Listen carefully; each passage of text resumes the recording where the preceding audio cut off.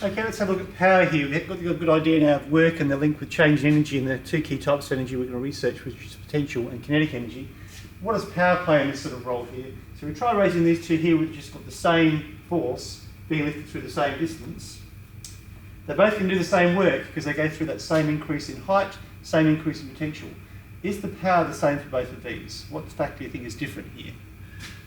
Well, essentially, it's actually looking at the time it takes to lift it. One is going in a shorter time, so it must have a greater power. And the key here would be the actual motor here doing the job here has got a greater power output, so it can do the work in less time. So you should get the idea that power is the rate that you do work or the rate you change energy there. Okay? So just look at that again. This one here is doing the same work as the other one, but it's doing it with a greater power, a greater rate of energy change. Okay? So power is the rate at which work is done here. All right, and a more powerful engine will do more work in less time or do it faster. All right, so both planes here have the same mass. The jet has more powerful engines, so they should be able to sort of change energy quicker and pick up the kinetic energy quicker. Therefore, all right. And the power exerted by an object then is the work done divided by the time taken, or the energy change divided by the time taken, if you want to think of it that way. So this is going to be measured in watts. It's basically a joule per second is equal to a watt. Okay, so the lawnmower engine here is doing 10 kilojoules of work in 10 seconds. What's the power output? 10 kilojoules of work, that's the change in energy over 10 seconds. So make sure it's in joules, 10,000 joules, and go from there. Okay, I should give the answer to that one first. So the answer here would be 10,000 by 10, 1,000 watts.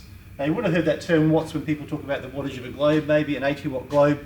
Basically, really, it uses up 80 joules of energy per second. All right.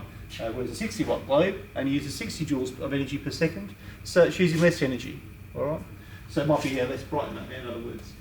So I won't go through much more than that then. Just bear that in mind. That's the key one to do. You're just going to divide by the two. The other way of using this then is you've told the power is work done over time. So here we've got question one. A kettle does 2,200 kilojoules of work to boil water in 100 seconds. What's the power? All right. So the power is going to be the work done divided by the time. So you got 220,000 divided by 100, so we've got about 2,200, so it should be which one? 2,200? Should be that one. Yes? Okay, so you go from there. So they're the sort of questions you can answer. So what we're saying here is that power is the work done over time, or the rate of energy used. So if you had the sort of questions you've been doing before, where you've got a climber goes up 10 metres up a cliff in a minute, what's the power output?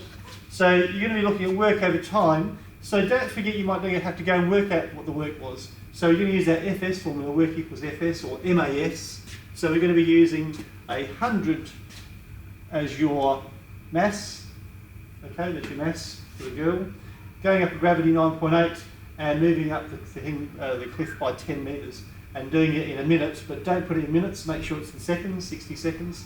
That's the sort of wattage you're going to get, 163.3 watts. All right. The other question you could be asked though is what's the energy output of something like a globe here that has a wattage of 80 watts. So we've got a 80 watt globe, and how much energy does it use in an hour? Now in this case you're going to rearrange the formula because they're asking for energy this time. So that power formula there, that's actually power equals work over time or energy over time. To find out the energy change, we need to rearrange that and go energy equals power times by time, and that'll tell you the energy in joules. So looking at that here, and we've done this, you've got to go rearrange. You've got 80 for power, E for energy. The time, 1 hour is no good. You need to work that out as 60 minutes and 60 seconds in a minute. So 60 60s is 3,600. So rearranging this, you're going to get 80 times by 3,600 rather than divide by 3,600. And you'll get that many joules, or 288 kilojoules. So that's how the key sort of question you'll get. And that's about it. Thanks.